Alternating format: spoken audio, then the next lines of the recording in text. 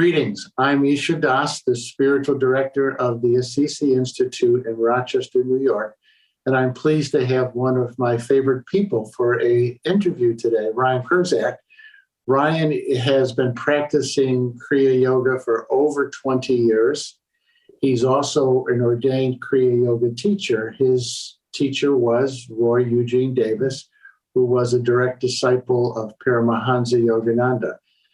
Ryan is also the author of a number of books on Kriya Yoga and Ayurvedic astrology, and he has a wonderful podcast series on Kriya Yoga on his YouTube station. So Ryan, it's wonderful to have you with us. Welcome. Yeah, thank you for having me. It's good to see you. Sure, it's good to see you. So we're going to hit the ground running, okay? So if you have been practicing Kriya Yoga for over 20 years, it means you started out as a very young man practicing Kriya Yoga. Mm-hmm. So tell me what drew you into Kriya Yoga? What was the interest?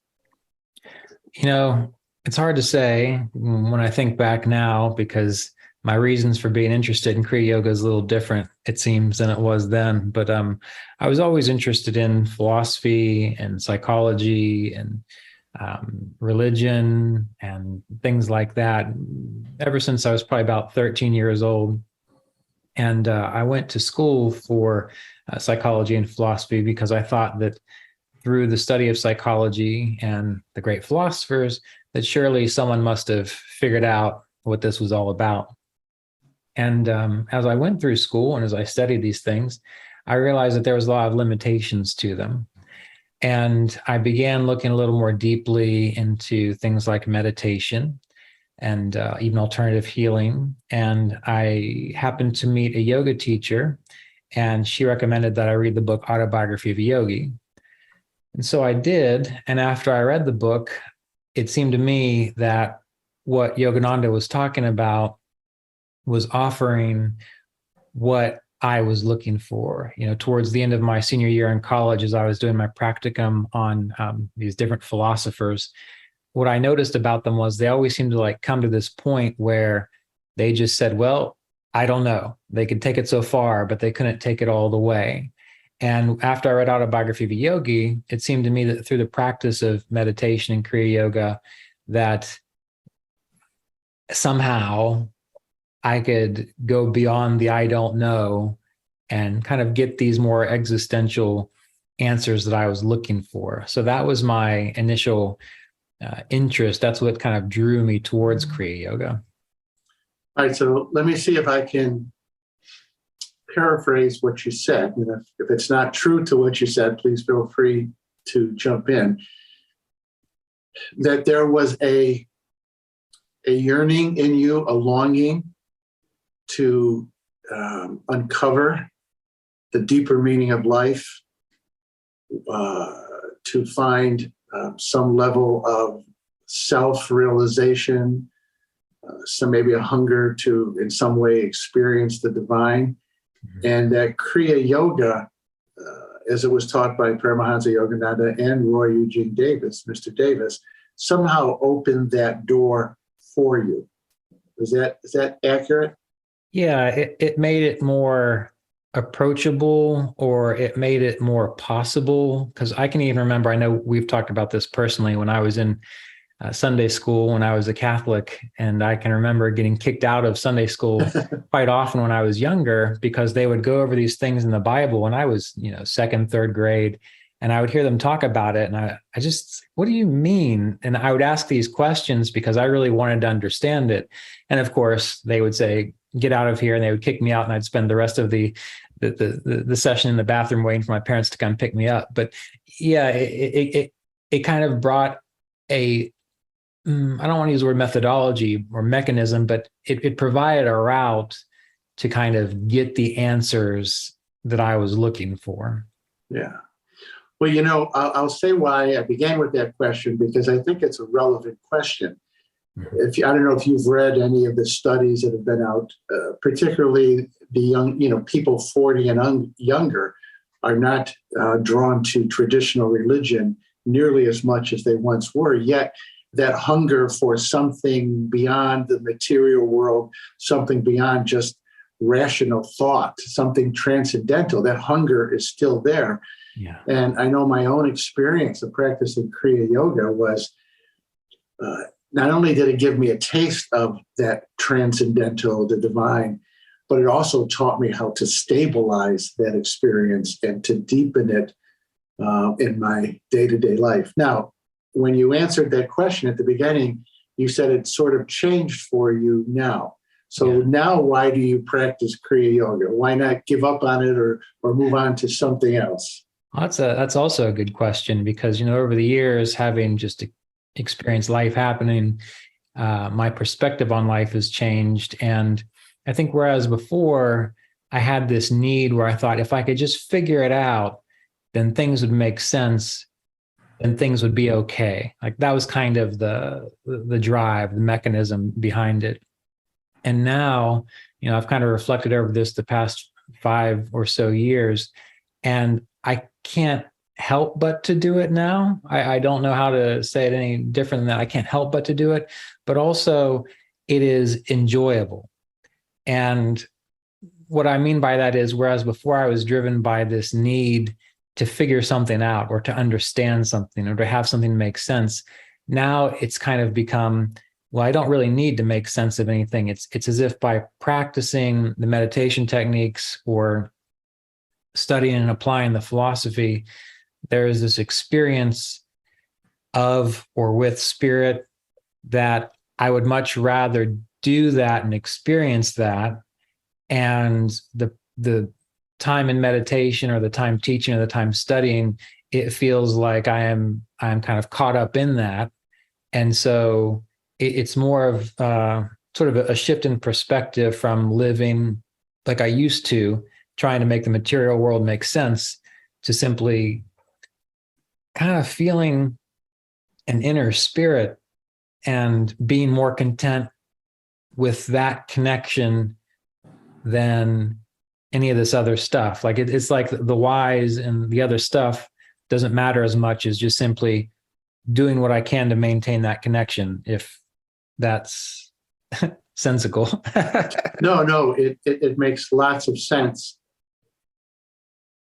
I put myself in the same category, and this will lead to a question I want to get down the road, but I want to also focus on this connectedness. But let me just say this, that I think for myself and a lot of us, we get into Kriya Yoga or any kind of meditation practice because we think it's going to make life easier, that it will be the end of all pain and sorrow.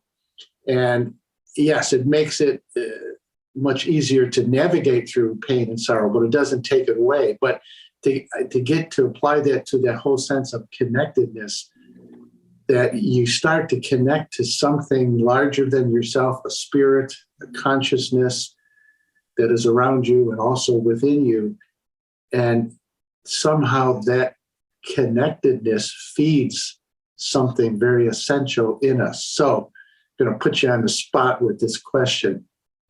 Can you describe as best as you can? It's ultimately, ineffable and difficult to describe, but can you describe that connection and the fruit of that connection in your life?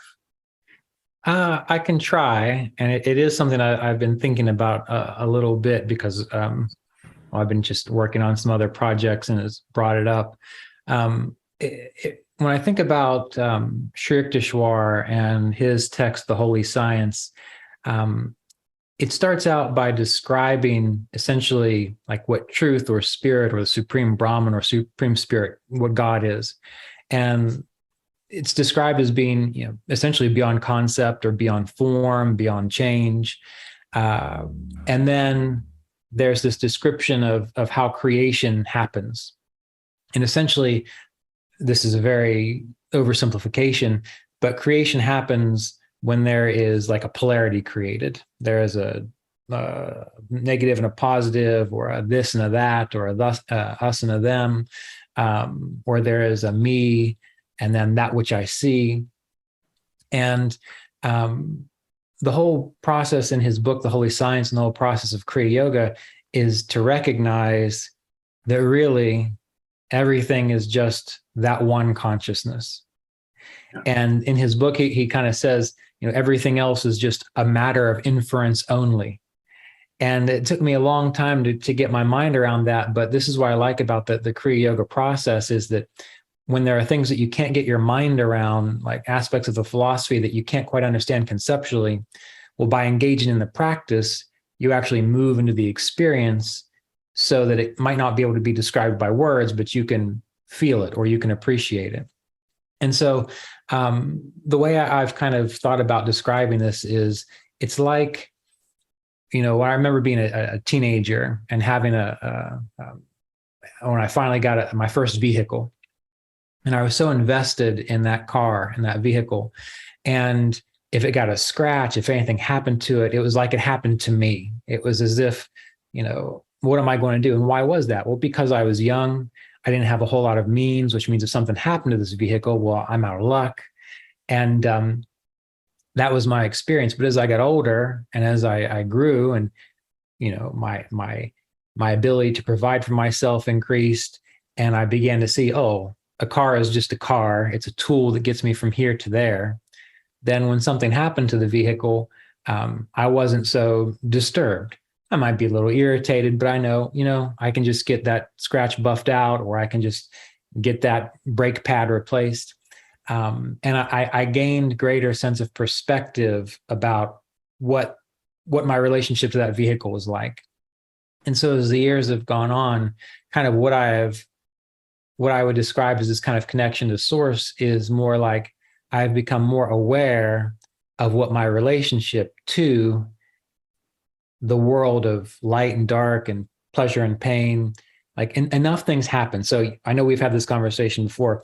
I don't know whether it was the Kriya Yoga, or I don't know whether it was just living, but it's as if there becomes this experience where you see, some days the mind is going to be dull, and some days the mind is going to be inspired, and some days there's going to be happiness, and some days there's going to be frustration, and some days there's going to be this, and some days there's going to be that. Well, the more you pay attention to that, the more you start to recognize, that's just what's happening. And it kind of gives this realization of being a witness or an observer, or almost like a presence or consciousness that permeates all of this change. But the identification is more with the eternal in which all of that happens, rather than all the stuff that's happening. Right. And the more that happens, in a sense, the more inner contentment there is, and the freer you are to explore sort of that inner timeless essence. So in a roundabout way, that's how I would probably explain that experience. All right. So let me kind of see, I'm going to, again, play with it in my words, and then I think we can even go deeper with this, particularly in terms of what Kriya Yoga is all about. I make my living as a psychotherapist, and people come in to me and they say, well, I want to find myself because life is painful and difficult. And if I can find myself, life will be less painful, less difficult. The problem with that is the self that they're trying to find is an image of themselves that they've internalized. It's something really from the outside world that they have took in and have identified with. And like you were saying, that the outside world is filled with, it's always going to change. Your first car is eventually going to die and not work. And the more we identify with the outside world and those images, then the more we suffer and the less freedom we have. I'll put it this way. Many, many years ago, a wise monk said to me, he said, you could see all the therapists, line them all up between Rochester, New York and New York City, and see all of them for the next 100 years, and you're still not going to be any more at peace with yourself in that psychological sense than you are now. That there is this larger consciousness that I like the way they talk about it in Hinduism, that the absolute is this field of beingness, consciousness, and bliss, Ananda, Satchitananda.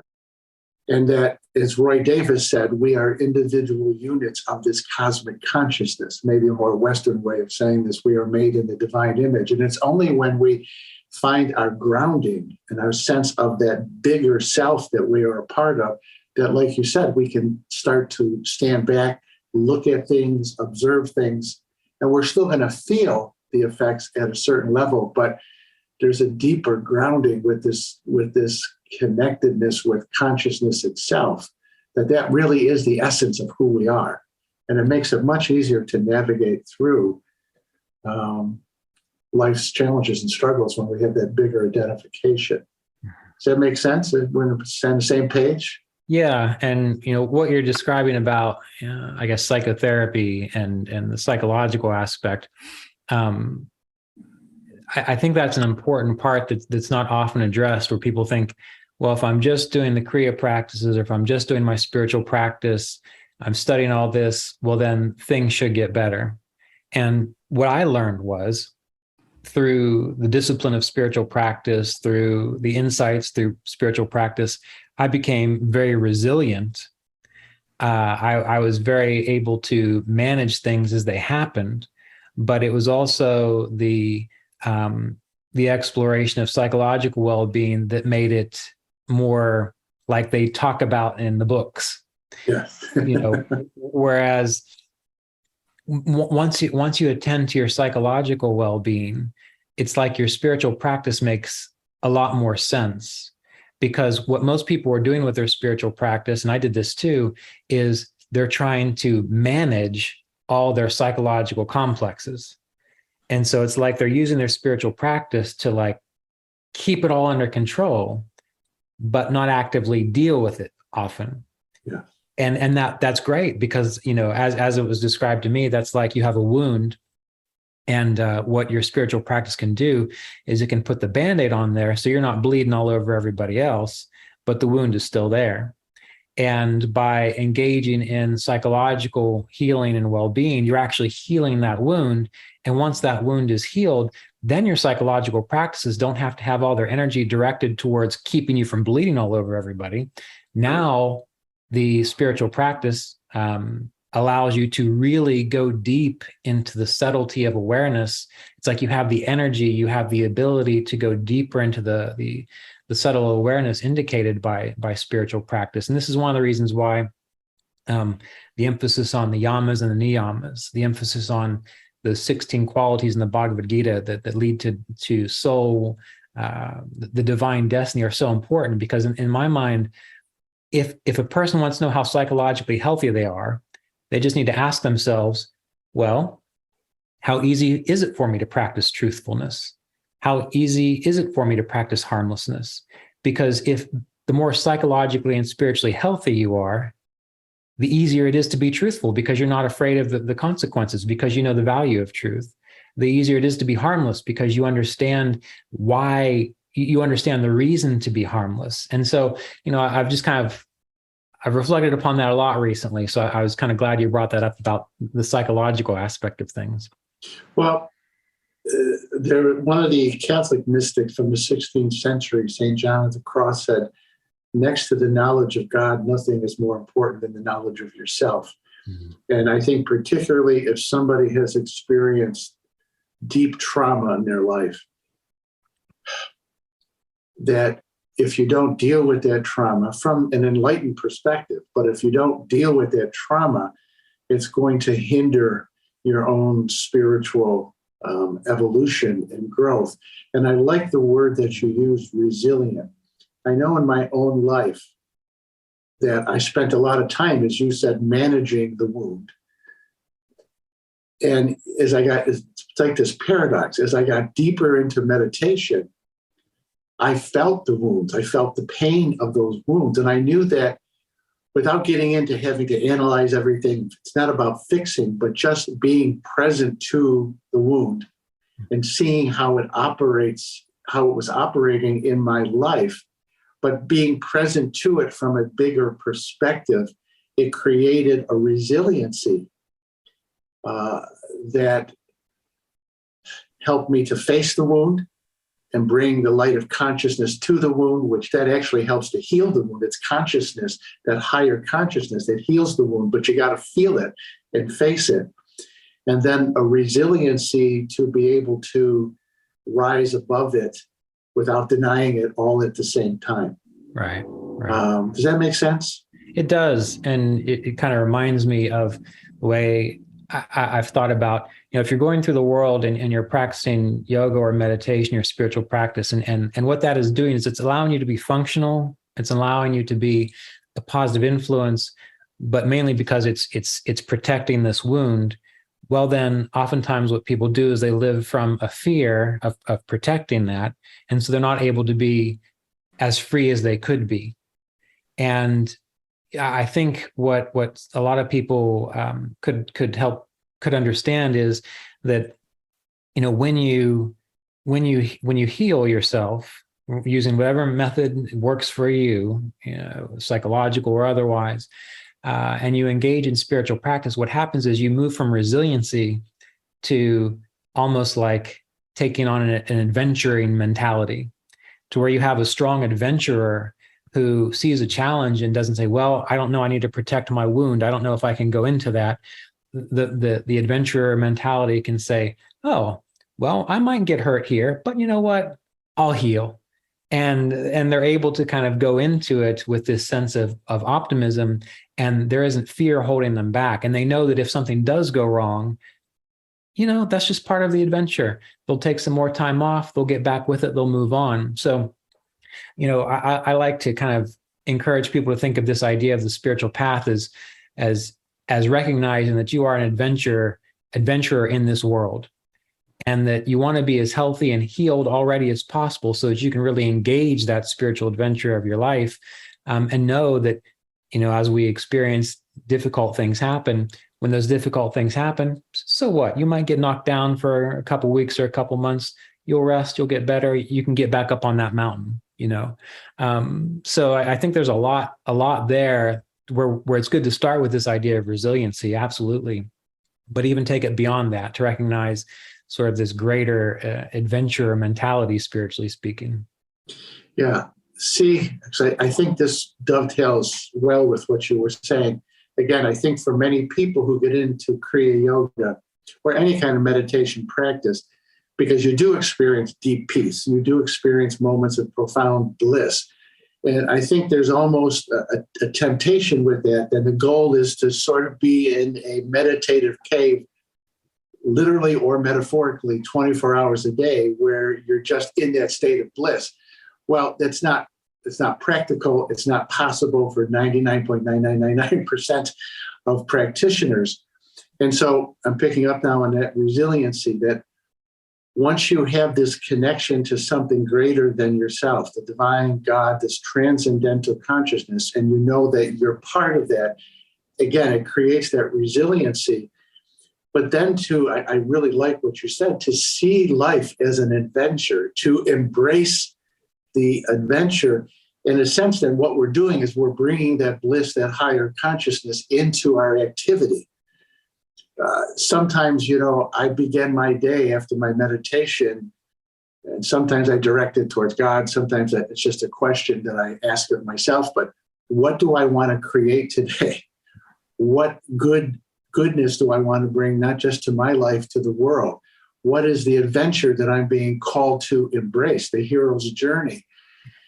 And then the spirituality, again, goes beyond just resilience. And then you become this positive and creative force in your own life and in the lives of other people. One of the things I wrote on my Facebook today that trying to remember exactly how I said it, but today, God, the universe, gave you a great gift, your freedom of choice. And what do you want to create in the world today? What do you want to create in your life? How can you go from fear to faith, from hopelessness to hope, from powerlessness to authentic power to create good? So yeah, I like it. Resiliency is one level, but then that takes us beyond that to the great adventure. Yeah. And, maybe you'll appreciate this from an astrological standpoint. we have these different planets. We have Mars and we have Saturn, we have Mercury, Venus, Jupiter, and so on. And I guess if you look at them from an archetypal viewpoint, well, they're like aspects of our consciousness. Yes. And we have Jupiter, which is wisdom and seeing opportunities and growth and expansion. And that has its place. And we have Venus, which is the ability to appreciate nourishment and being sustained and being the growth of life. We have Mars, which is using your willpower, using your engineering capacity, like moving through obstacles, getting things done. We have Saturn, which is the ability to endure hardship and difficulty. And so, from an astrological standpoint, ideally, what we want to do is cultivate all those archetypal aspects of ourselves, and they all relate to the chakras. So as we cultivate these qualities, like the yamas and niyamas, and we cultivate the strength of our chakras, we are cultivating these archetypes. But what happens is then, as a spiritual being in this world, that you come up against an obstacle. What does that mean? You say, well, this is ruining my bliss. I don't like this. This isn't spiritual. Or do you say, well, I have this power of Mars. I have this divine power of engineering, of figuring out what to do, how to move through that obstacle. How can I engage in that? And I kind of learned this a little from my sister, who's a semi-professional athlete. When she comes up against a opponent who's better than her, does she throw down her racket and say, oh, well, this shouldn't be how it is. This is a spiritual world. I shouldn't have to face this. Or does she say, you know what? I'm going to find a way to get better so that I can actually go toe to toe with this opponent.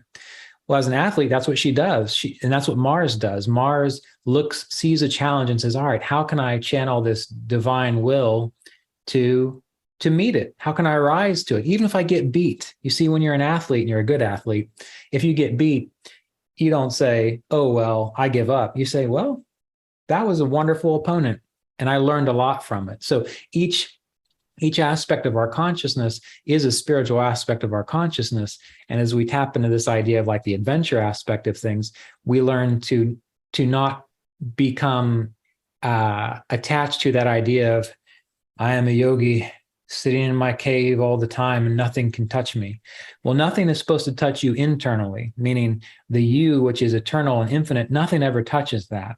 But as long as you are working through a physical form and a personality and a mind and a body, you're going to have to deal with the adventure. So the whole point is to live from that eternal timeless essence while engaging the adventure and using your God-given soul powers or archetypal energies appropriately. That's the idea.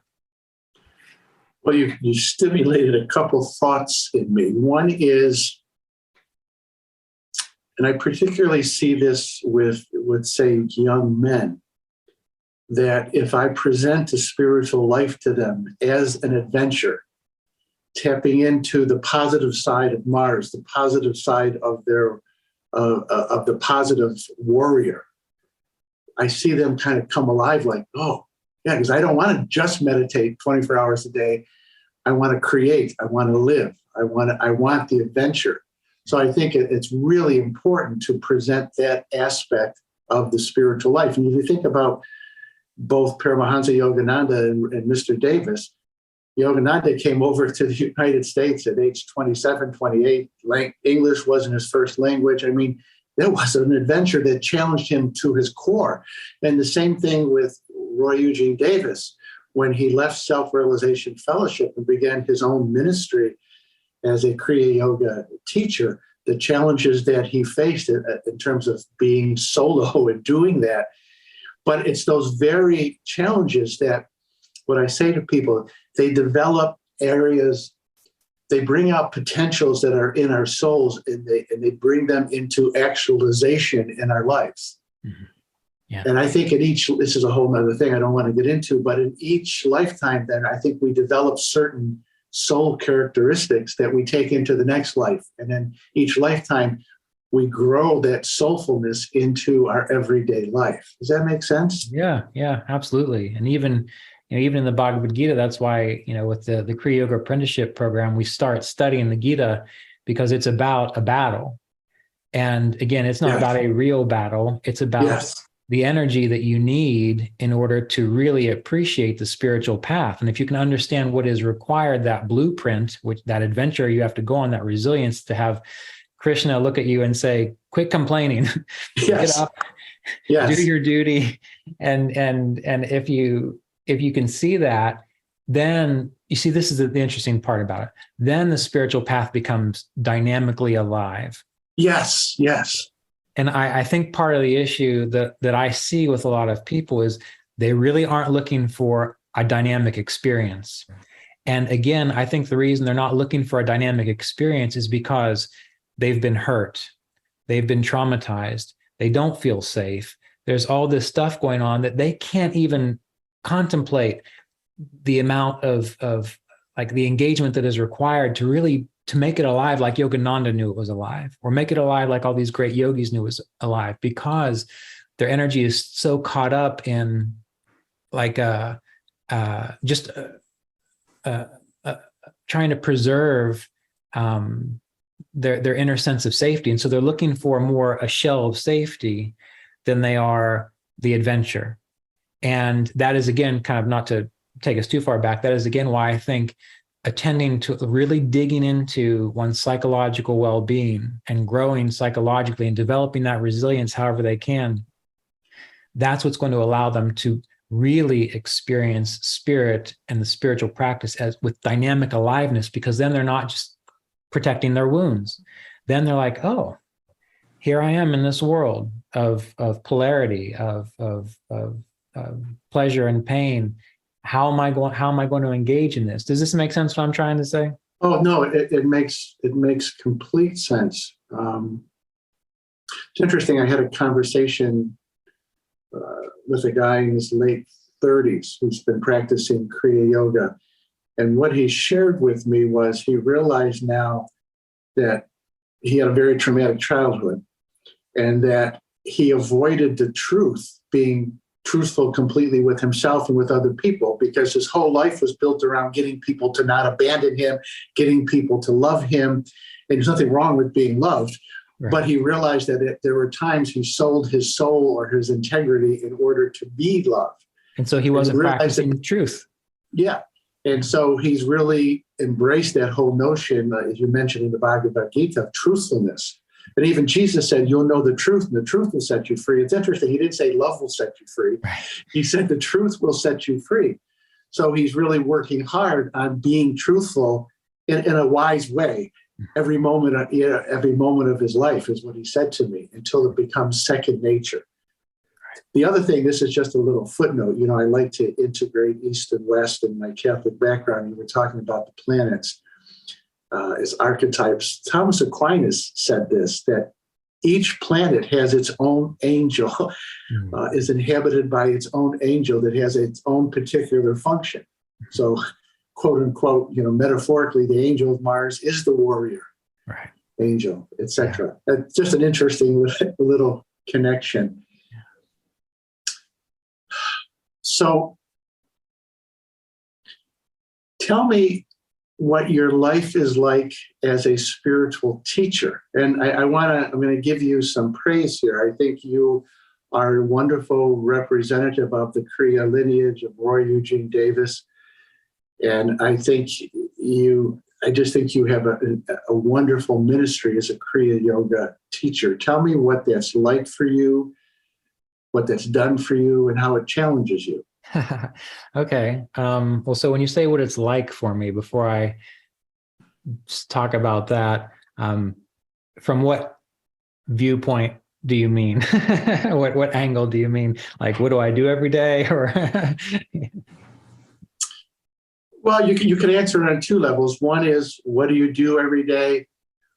But secondly, how does that, like, I'll tell you something Roy Eugene Davis said to me once. Because again, he ordained me to teach Kriya Yoga like he did you. He said to me, never forget, no matter what you're doing, that you're a spiritual teacher. Now, what he didn't mean was at every moment of your life, pontificate. Right. What I think he did mean was hold that larger energy of that you're here to be a servant, that you're here to help others, You're here to be a light in the darkness and hold that energy no matter what you're doing in any circumstance. And again, it's not about teaching and preaching. It's a consciousness that we hold. And I think about that often. And it helps me to help other people, but it keeps me grounded too. So that's would be an example for my life. Yeah, that makes sense. Well, on a more material level, I answer a lot of emails. I answer a lot of emails. I schedule a lot of things, and I make a lot of recordings. But what you're talking about there, related to remember that you are a teacher, you are a representative of this tradition. When I was ordained when I was 25 years old. And looking back, I was not ready to be ordained.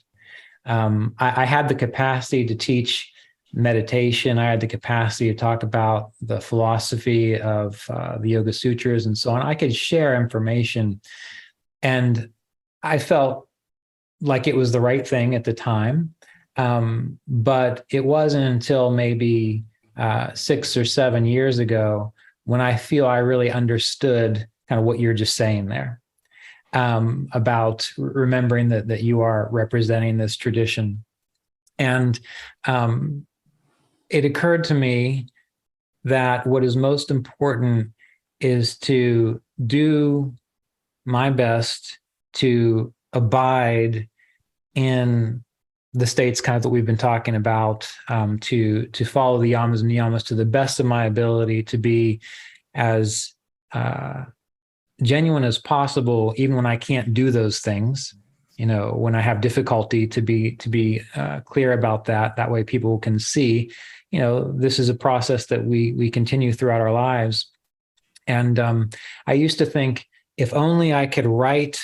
I've written several books and I've released a lot of information. I would think, if only I could write it just right, so that when people read it, there was no question in their mind what was meant here. I had this idea that if I could sculpt information perfectly, that's how I would be of best service to other people. And as the years went on, I realized it is good to be able to be very clear with what you're saying and with your instruction.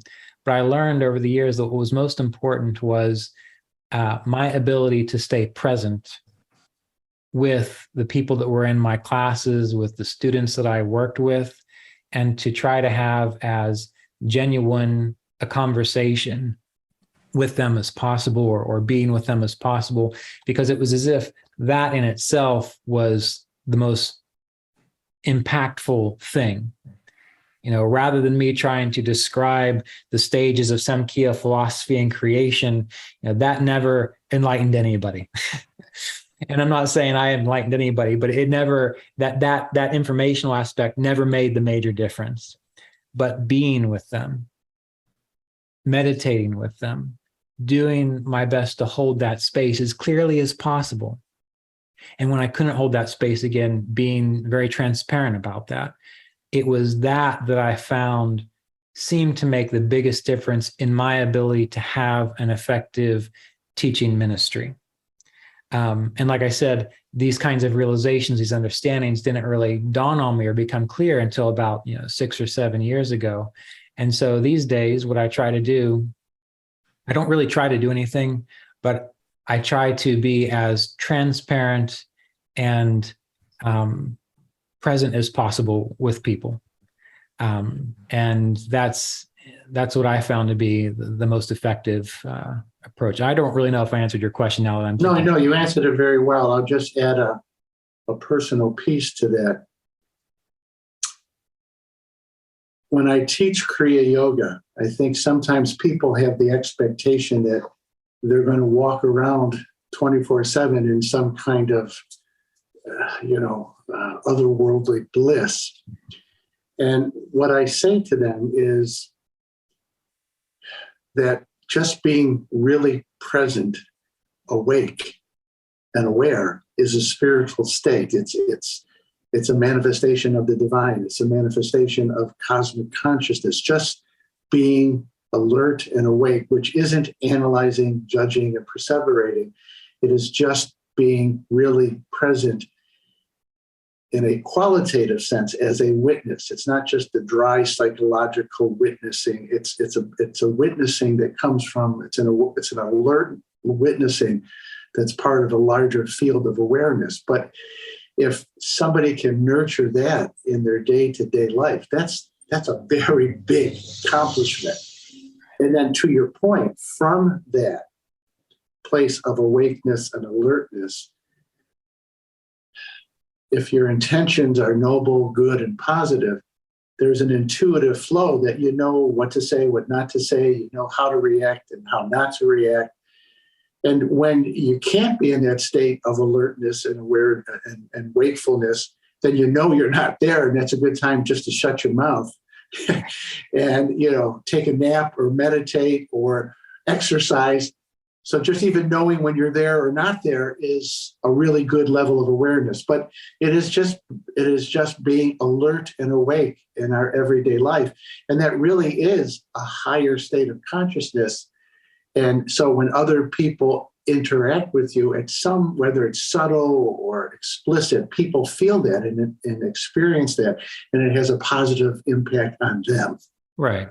And I think to add to that a little bit more, it's very important to kind of clarify that, you said that people it's like they have an idea that they're going to walk around in this state of bliss all the time. Well, they also, I have noticed, sometimes have a image of what a spiritual person lives and looks like.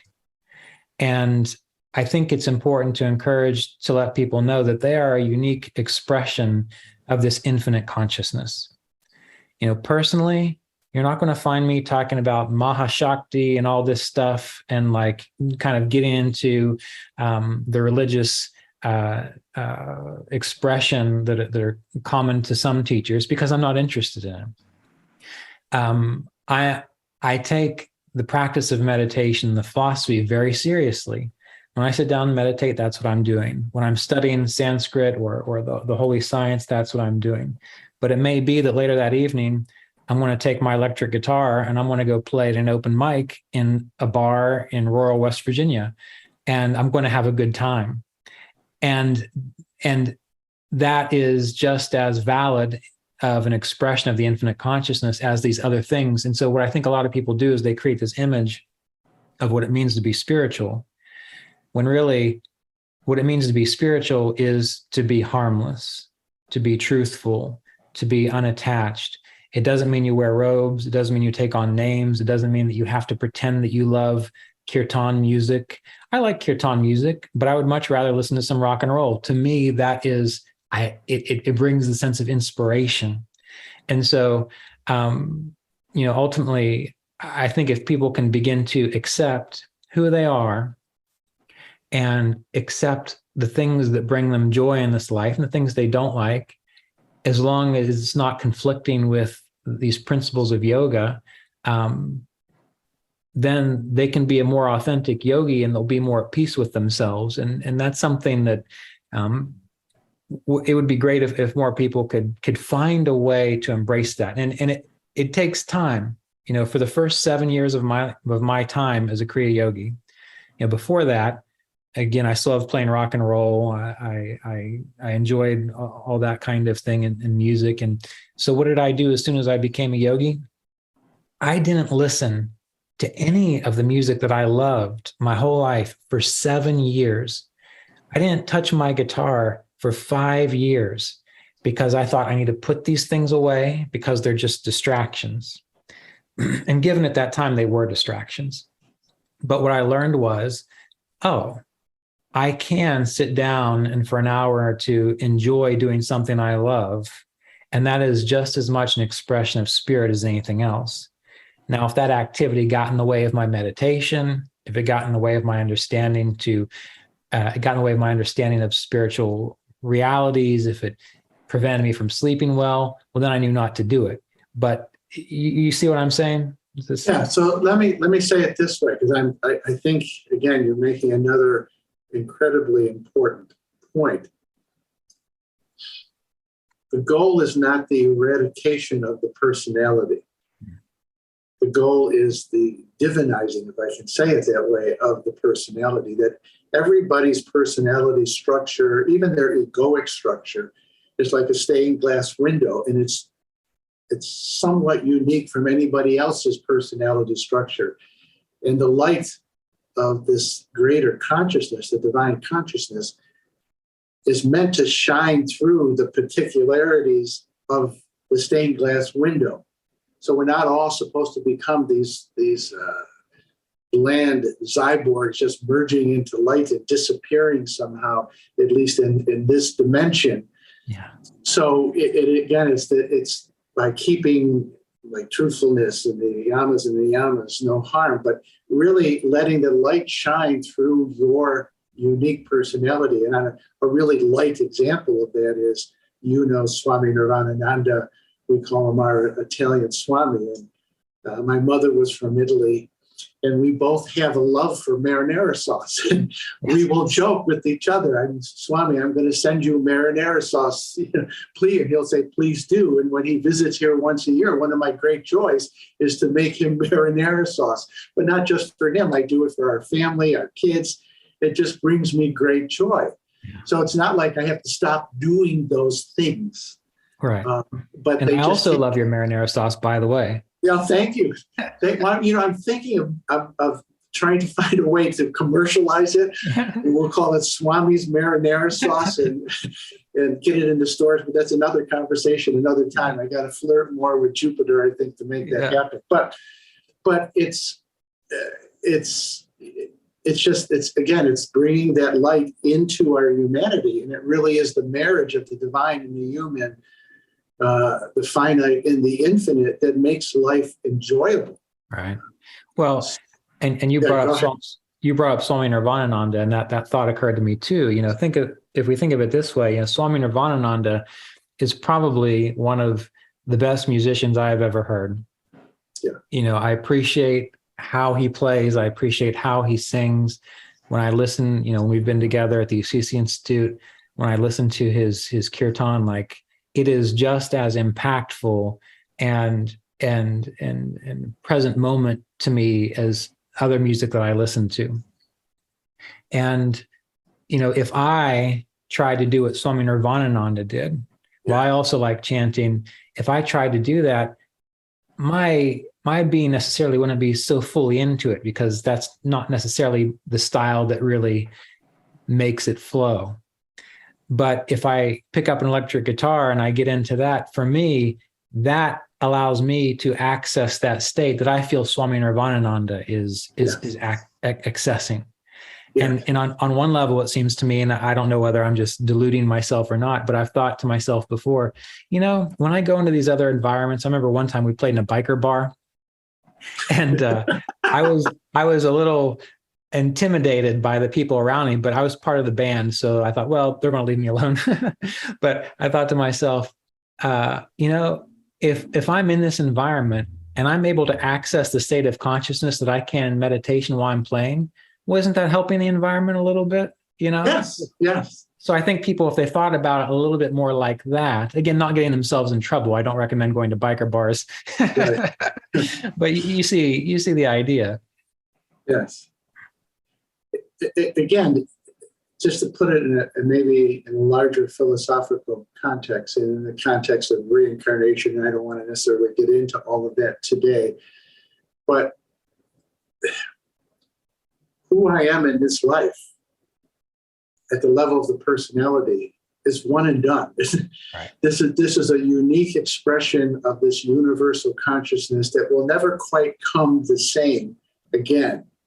Therefore, rather than to demonize it, the goal is to, again, divinize it, to connect it to this larger consciousness, but to be the person that God created you to be, if I could say it that way, in this particular life. And to celebrate it and just let it be then a channel for truth, beauty, and goodness, but not to do away with it or to annihilate it. Right. And there's something about your Ryanness that the world needs, and that Kriya Yoga, the world of Kriya Yoga needs, that no one else can quite bring it in the way that you bring it. Right. And that's I bring it. Yeah, and that's true for everybody, yourself, Swami Yes. Nirvana, Roy, Yogananda, but every person, every person, I think that's really the beauty of Kriya Yoga or any authentic spiritual path is if you really take it seriously, if you treat it as your deepest purpose, and for your hour and a half every day, you get in there and you engage in the practices and you take it really seriously during that time. Well, that's an hour and a half every day. That's a lot of time. And as the years go on, that accumulates. And then as you start to recognize that you are this spirit working through this temporary form, well, then, like you said, it's like the personality, it becomes lighter. It becomes Yes. easier to get along with, Yes. but it becomes, as you said, divinized. And so Yes. then you have the ultimate the ultimate purpose of life being fulfilled, which is to recognize your source and presence of spirit, but you are also fulfilling the individual role, which is the reason that you were made up of the genes that you're made up of, the reason that you had the family you did, the reason that you were born into the environment that you were, the reason that you have the hobbies that you like, all of that becomes fulfilled as well on an individual level. And then it's kind of like a holistic experience. Yeah, absolutely. A little maybe kind of funny note here, going back to Swami Nirvanananda. He's always teasing me about my fire, my pitta, and that I have lots of pitta. But there's a method to his madness and his teasing. And what he'll always say is, don't get rid of the pitta, the fire, just use it for good. Right. Yeah, absolutely. Yeah, and I think that's capturing the essence of what we're talking about. So as we move, I think you and I could go on for hours about all this stuff. And I think we'll have to have a part 2 of this conversation. But as we move towards a conclusion, I want to tell people that you wrote it's a new book. It's a guide to the practice of Kriya Yoga. Mm-hmm. And I think it's really wonderful. Do you want to talk a little bit about that? Sure. I want to give you an opportunity to give it a plug, because I think anybody who is either practicing Kriya Yoga or is considering Kriya Yoga, your book would be incredibly helpful. So do you want to talk about that a little? Yeah. So it's called An Essential Guide to Kriya Yoga Practice. And usually when I've written books, it's taken me years. The first book I wrote took me 10 years to write and to publish. And this book in particular, it was written in 2 weeks. I sat down and I began at 8 a.m, would be done at 5 or 6 at night. And it all came out. There was a flow to it. And I was a little concerned by that because I thought I've never written a book this fast before. But then when I stood back and looked at it and read it, it felt very important to me. And mainly that's because I think it outlines, or I feel that it outlines, what is essential to make the most of your Kriya Yoga practice. There is an emphasis on the yamas and niyamas. Again, we've discussed them: truthfulness, non-attachment, harmlessness, non-stealing, and so on. There's an emphasis on the qualities that lead to a divine destiny within the Bhagavad Gita, fearlessness, and there's the list. It's a big list, so I'm not going to go into all of them here. But by cultivating those really create the foundation for effective Kriya Yoga practice, because like we talked about, they allow you to become psychologically well, resilient, and healthy so that you can go into the experience of your spiritual practice in a dynamic way. There's also a description of how the Kriya techniques, the Kriya pranayama works, meaning what is happening, how does it relate to working out your karma when you practice this. There's descriptions of the techniques. Now, this book does have the techniques in there, and it is for people who have been initiated into the process. So these techniques are really more reminders for people who've gone through it, or to give people a sense of what they will be doing once they're initiated. So it's a resource more than anything else, with the idea of giving routines and levels of practice. So for me, it is the essential guide that when people want to learn to practice Kriya Yoga or to meditate, I require them to look at that book now first, so they are prepared to know what will be required of them. I'm very happy with the book myself. No, it's very good, Ryan, and I don't say that lightly. It's very, very good. Thank you. So how can people plug into your book? How can they plug into the podcast that you do? Why don't you share that information with them? Sure. Well, the book, An Essential Guide to Kriya Yoga Practice, is available on Amazon. Right now, it's available as a paperback and a hardback. My website is kriyayogaonline.com. And on that front page, you can find all the different ways to study through the 2-year apprenticeship program, to if you want to join the Patreon community, and then the Kriya Yoga podcast. There's a link for that. But if you just Google, again, the Kriya Yoga podcast specifically, you'll find it on Apple, iTunes, and Spotify, and even Amazon Music and so on. Perfect. And I just want to tell people who are tuned in, if you like this podcast, give it a like. If you want to make a comment, please make a comment. And please pass on to your friends and your enemies, not only Ryan's podcast channel, but Wrestling with God podcast channel. And Ryan, I just want to go ahead. Before we forget, maybe we should tell people that we're doing our annual retreat at the Assisi Institute this year. Why don't you go ahead? Okay.